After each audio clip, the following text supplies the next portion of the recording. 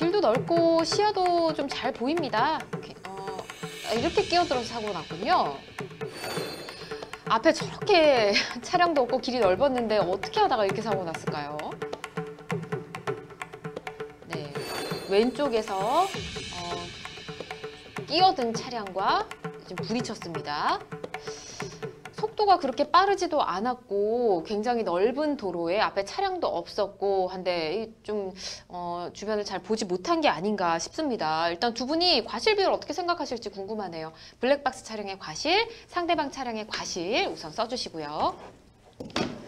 이건 누가 잘못했다고 봐야 될지 참 어렵네요. 이제 저희는 뭐 일단 제 입장에서는 진행자 입장에서는 블랙박스 편을 좀 많이 들어주려고 하는 편인데 명백한 잘못이 아니고서는 두 분 과실 비율이 어떨지 좀 궁금합니다. 우선 김배현 변호사님 먼저 확인해 볼까요? 네. 아, 블랙박스 과실이 20이고 상대방이 80이다. 네. 그렇군요. 알겠습니다. 그럼 송 변호사님 볼게요. 네. 블랙박스가 10이고 상대방 90이다. 네. 어쨌든 두 분 다 전적으로 상대방이 더 크게 잘못한 건 맞다라고 이야기를 해주셨어요. 블랙박스 과실도 어느 정도는 있는 것 같은데 약간의 과실 비율은 다릅니다. 그러면 블랙박스 과실 비율을 20% 잡아주신 김배년 변호사님 이야기부터 좀 들어보도록 할까요? 네. 그 도로를 이렇게 선행하면서 진행하다가 그 차로를 이제 변경하려는 그 네. 상대방 차량과 그 같은 방향에서 후행하면서 그 직진하고 있는 우리 그 블랙박스 차량이 충돌한 이제 사고입니다. 네. 그 사고 상황을 보면 이제 이미 이제 교차로는 통과한 것으로 보여서 교차로 사고에 해당될 것 같지는 않고요. 네. 요 각각 좀 상황을 살펴보면은 네. 그 차로를 이제 변경하려는 그 선행 차량은 그 변경하려는 곳에 후행 차량과 충분한 거리를 확보를 해야 되고 네. 또 후행 차량의 위험을 초래하지 않도록 차량의 조향 장치와 제동 장치를 정확히 조작해야 될 그 도로교통법상의 이제 의무가 있습니다. 네. 네. 따라서 지금 우리 선행 그 차량의 과실이 좀 더 커 보이는데요.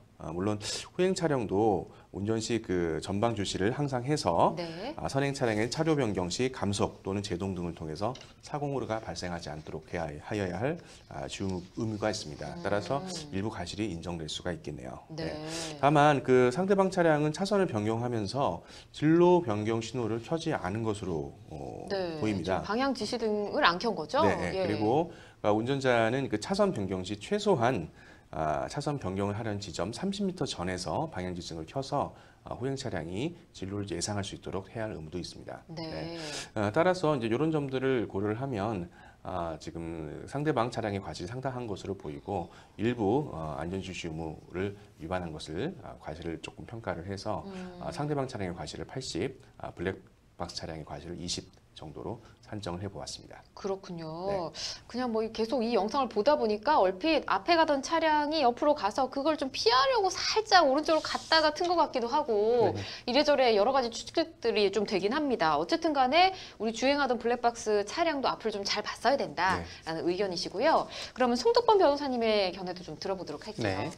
그 제가 영상 확인한 바로는 네. 해당 구간은 편도 2차선 사거리 구간으로 보이고요. 예. 블랙박스 차량이 1차선에서 상대 차량의 뒤를 따라서 주행하던 중에 사거리를 지나서 2차선으로 먼저 차선 변경을 했습니다. 맞아요. 상대 차량은 1차선에서 블랙박스 차량 앞에서 주행하던 중에 사거리 지난 후 자기도 다시 2차선으로 차선을 변경했습니다. 네. 네, 상대 차량 움직임을 보면 상대 차량이 블랙박스 차량을 미처 발견하지 못한 걸로 보이고요. 상대 차량은 상대 차량 앞에서 주행하던 차량이 좌회전을 하면서 속도를 줄이자 네. 정차한 후에 급격히 우측으로 차선을 변경했는데요.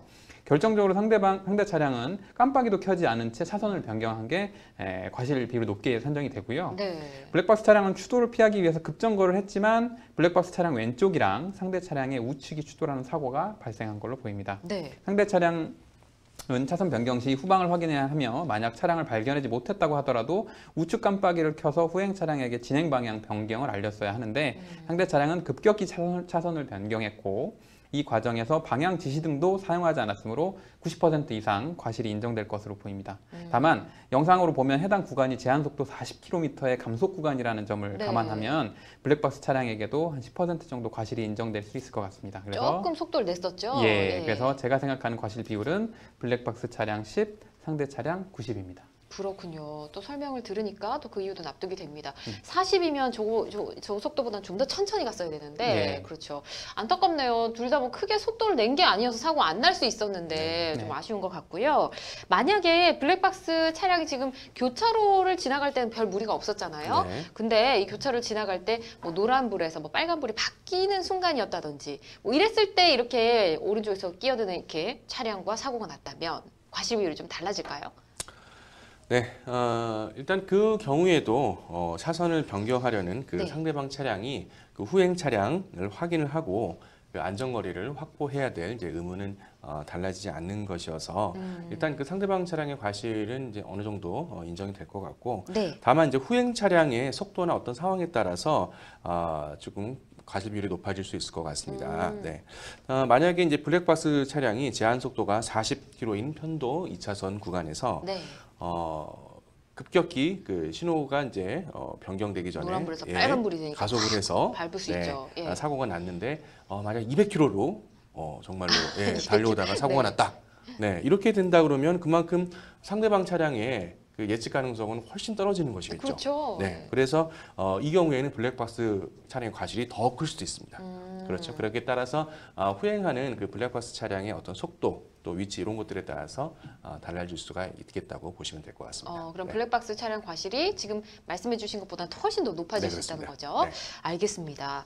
자, 교차로 이야기를 좀 더 해볼게요. 교차로 중에서 그런 교차로 있잖아요. 이렇게 회전 교차로. 네. 돌면서 이렇게 옮기는 그런 교차로가 있는데 앞에 쭉 선행하던 차들이 방향 지시등을 켜지 않고 그냥 쓱 자연스럽게 들어가서 네. 그럼 나도 그냥 가면 되겠다 해서 쭉 따라갈 수 있지 않겠습니까? 네. 그러다 사고가 나게 네. 되면 어떻게 생각하시나요? 예. 일단 도로교통법 제25조에서는 네. 교차로의 통행 방법으로 교차로에서는 방향 지시등을 사용하도록 정하고 있습니다. 회전 교차로에서는 진입 시 왼쪽 방향 지시등을 켜야 되고 나올 때는 오른쪽 방향 지시등을 사용해야 됩니다. 네. 회전 교차로에서는 신호등이 없어서 사용자의 방향 지시등 사용이 더욱 중요한데요. 따라서 방향 지시등을 사용하지 않다가 사고가 발생하면 네. 과실 비율이 높아질 수 있으니 특히 또 좀 주의해야 하고요. 선행 차량이 방향 지시등 안 켰다고 네. 본인도 안 킨 게 과실이 면책되지 네. 않으니까 이 부분 특히 주의하셔야 할 것 같습니다. 알겠습니다. 네. 앞차들이 무난히 간다고 그냥 쭉 따라가시면 안 되고 네. 회전 교차로는 또 방향 지시등이 더 중요하다고 네. 말씀해 주셨으니까 이 내용 기억하시면 될 것 같습니다.